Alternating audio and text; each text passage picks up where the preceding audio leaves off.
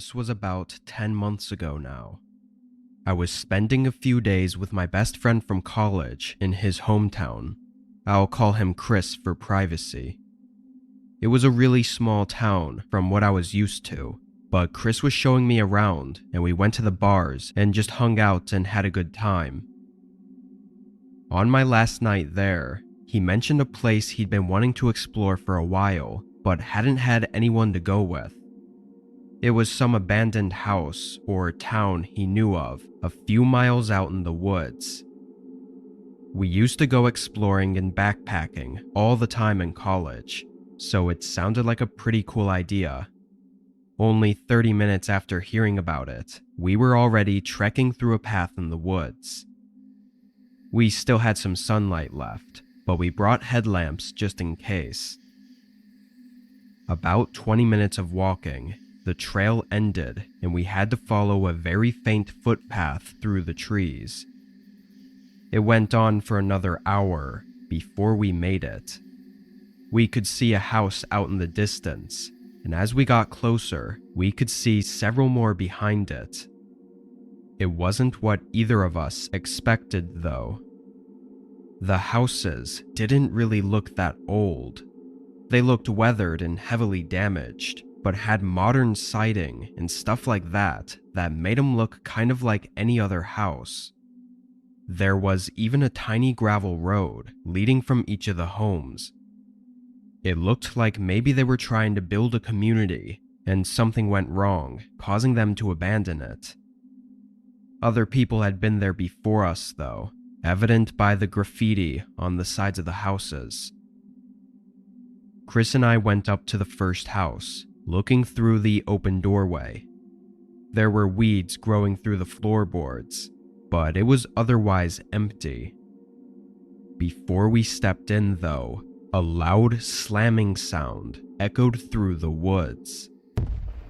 Both of us jumped and stared down the gravel road that we thought it came from. After that sound, though, it was quiet. We had no idea what it was, but after seeing nothing, we went inside the house. There wasn't too much to look at, but what made it so interesting was trying to figure out why anyone would abandon it. The house looked like it would have been nice before it was left behind. After walking around the first floor, we went upstairs to the second. Oddly, it got way darker upstairs, like no windows were letting in any light. The hallway was short, with only 2 doors, and what looked like an attic in the ceiling. We went up to the first door and opened it, seeing another empty room. But we were quickly interrupted by hearing something downstairs. There were shuffling footsteps coming through the grass and up to the house we were in. We stayed quiet, but we were sure that whoever they were had probably seen us outside. But why would they try to approach us? They walked up to the front doorway, then stopped just before they entered. "Hello?" We didn't respond. "I just want to talk. No harm at all." He sounded older and almost like he was missing teeth or something, stumbling a bit over his words. After that, though, there was a whole minute of silence. He didn't say anything else, but we didn't hear him leave either. We waited another few minutes, still not hearing anything, before Chris quietly went down the staircase and looked over at the front door. He turned and looked back at me with a pale face. "There's nobody there." I quickly went to see for myself, but he wasn't lying. He was nowhere in the doorway. We carefully made our way down and over to the doorway. Looking out, there was one line of footprints in the grass coming from where the other houses were, but no footprints leaving. Both of us figured it out at the same time and bolted for the trees, knowing the guy must have been hiding inside the house somehow. We got out of the woods as fast as we could and went back to his place. Who that guy was and why he wanted to talk to us, we don't know. I'm sure if he'd found us though, we probably wouldn't be here.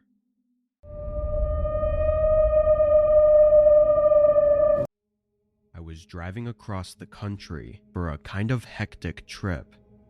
I had to get some things done for work at an office way up in Maine, and decided that while I was there already on the road trip, that I'd visit some of my friends and family on the East Coast. During my 4th day of driving, I was spending most of that day going through Pennsylvania. There were a lot of cool towns, but most of the drive was through nothing. And to get where I was going, it was taking me on a lot of side routes, which were these long and empty one-lane highways.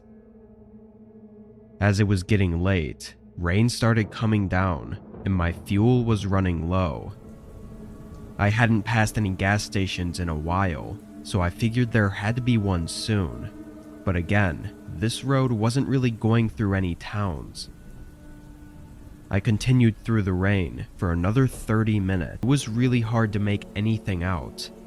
Sure, the place looked old and outdated, but so did a lot of other gas stations.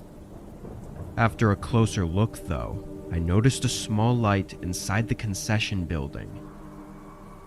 Hoping it was a worker that could help me, I stepped out from under the overhang covering the pumps and ran up to the door.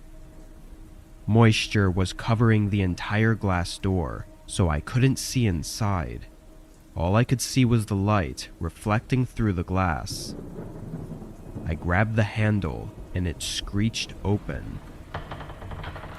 When I stepped inside, I immediately knew something was wrong. The store shelves were empty and some even knocked over, and the place just looked like it was destroyed. The light was coming from somewhere in the back though, and was now clearly some sort of lamp or something. Definitely not a regular store light. I was only in there for a few seconds, and after seeing all of that, I quickly stepped back outside. I didn't know what was going on in there, but I knew it couldn't be anything good, and definitely not helpful for my situation. As I backed out of the store and into the rain, I turned around toward my car, but a person was standing next to it. They were completely drenched in water and were just looking around my car and into the windows. "Hey, what are you doing?" I yelled as I quickly made my way up to them. They shot a look at me, then moved their eyes behind me. I turned back to look at the building. The front door was opened, and a man came out into the rain. He had long black hair and a sickly look. He spent no time assessing the situation and instantly started running at me. The other person by my car just backed away as I got inside, but the man running didn't slow down. He came right up to my door and tried opening it, and as I pulled away, a loud metallic scrape vibrated through the car. I sped out of there and back onto the road, making it another half hour before my car ran out of gas. Luckily, I had cell service in the area and was able to get help. While I waited though, I looked at the outside of my car and saw a huge line going across the door. It looked like the man had run a knife along it when I drove away. Police informed me later that night that the gas station I was at was not in service for at least a decade. Other than that though, nothing else came of it. And what would have happened if I didn't get out in time is left to nothing but theories.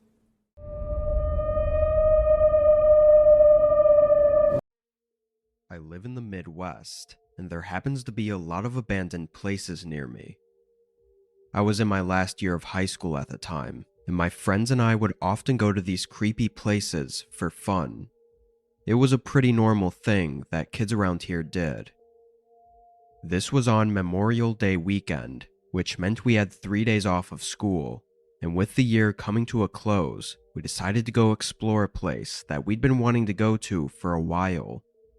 It was a ghost town called Cairo, which isn't technically a full ghost town because a small portion is still lived in. From what I know, it was built up in the late 1800s, and due to flooding and racial conflicts, it slowly lost its population.